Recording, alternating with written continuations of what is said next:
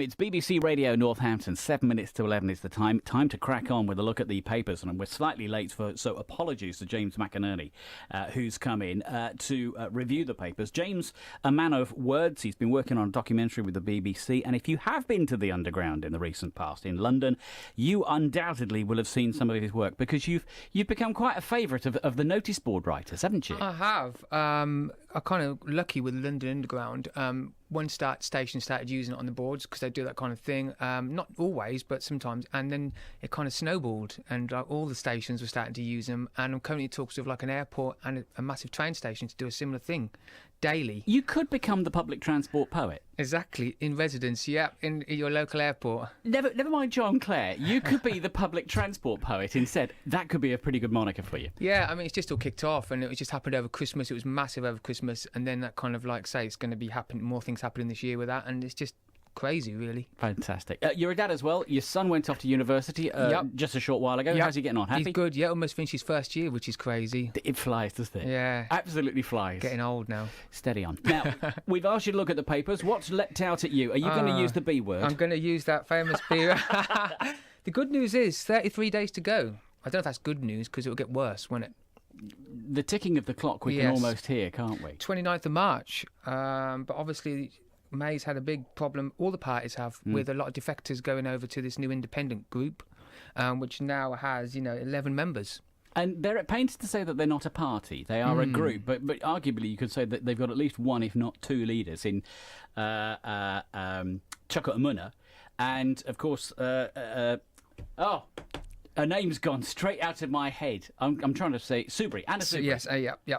And they're basically, I suppose that there will be a voice in there, because with the parties being split and everyone kind of needing the help of everyone else, their voice will be important. And with 11 members, possibly more growing. What are the papers making out of it? Are they saying that it is going to be a party, or are they saying that actually they're just going to become a pressure group? I think they're kind of pushing as a party, aren't they? Saying the leader, the party, and kind of like, it's become. I never really saw that coming, really. There's so much infighting between the two parties. You didn't see the third party coming, which makes it even more confusing. And with Brexit due to take place officially still on the 29th of March, post-Brexit, we could see carnage in the House of Commons with supposedly dozens and dozens and dozens, if not hundreds of MPs also crossing the aisles. Yeah, and I think there was a sore think about May stepping down in the summer as well. Some are pushing for her to go, it will be May for May, May Day for May. That was something I saw speculated about yesterday. So it's kind of all, I mean, as a human being, a person, I'm very confused about it all anyway. It's just it's a lot of fighting, in-house fighting, really. Does this provide fodder for you as the poet, as an observer? Well, it does really, because confusion. Definitely. I mean, I just don't really know what's going on, because instead of them getting on with what the job at hand is, they seem to be going off in so many different tangents, don't they? James, you and everybody else, nobody seems to know exactly what's going on, and we can only wait with bated breath to see what happens as of Monday. Maybe there'll be some news today, we don't know. All right, Brexit is in the papers, and also the departure of MPs to, well, perhaps uncertain futures. Yeah. What else have you found in the papers? Oscars. Ah, yes. Big day. It's the 90th as well. And they haven't got a host this year. No, there was a big thing about that, wasn't there? About the hosts saying bad things on the internet and Twitter and everything else, and then getting dropped and everything else. So we're not sure at the moment. I think there was talk about, was it Whoopi Goldberg or someone like that? I'm not quite sure. I can't remember now. The presenters of the awards are going to be not the host of the awards, but they're sort of painting them in that kind of a light. So there's going to be not one host, but perhaps multiple hosts for separate chapters of the Oscars. And of course, all of this happens really and truly when we're all going to bed at night. I know, it's a shame. We won't see it till the morning. But the favourites are Black Panther, which has kind of got a lot, which is going to win a lot, I think. You've got Bohemian Rhapsody, Star is Born, which will obviously get... I think that should certainly win something. I really do. Vice as well. Have you seen Vice? I haven't. My son has. He says it's really good. Christian Bale as Dick Cheney is unbelievable. He put loads of weight, didn't he? Yeah. Yeah, loads and loads of weight, but he's a method actor. Yeah. And you tend to get that from him. So it could be a good one for the Brits. And, of course, Olivia Colman, who's been popping up in all kinds of places. Will she be onto something? She's the favourite. She is. For the pun. Very good. I see what you did there, being the man of words that you are. And Glenn Close Close as well. So yeah, and I would be quite pleased if Glenn Close did take an Oscar. She's never won one, which I am shocked. No, and she is a tremendous actress. Leaving rabbits to one side, she's a tremendous actress in her own right. So we wish all the Oscar nominees the best.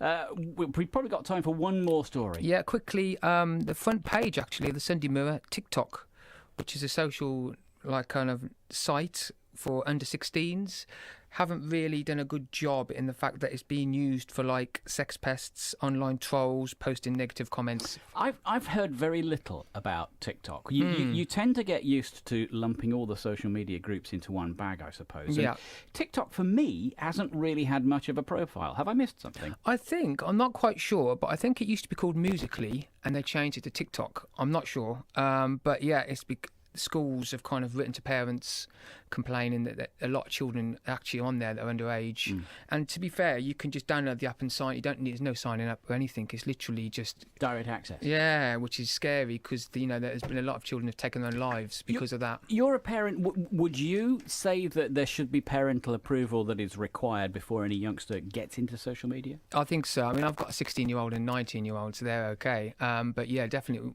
When my daughter tried to go on things, we were like, what is it? We took a real interest in what she was downloading, and they're scary, some of these sites. So a warning in that case in the papers today, be warned about TikTok as a site. Yes. James, lovely to have you in. I'm sorry that was a brief one, but no, it's fine. Thanks for taking the time. And we will look forward to having him back in the studio before too much longer. Enjoy the rest of the weekend. Thank you. James McInerney looking at the papers, the Oscars, the ongoing saga of Brexit, and TikTok. Do you know what your children are up to? On FM, online, DAB digital radio, and Freeview channel 734. This is BBC Radio Northampton.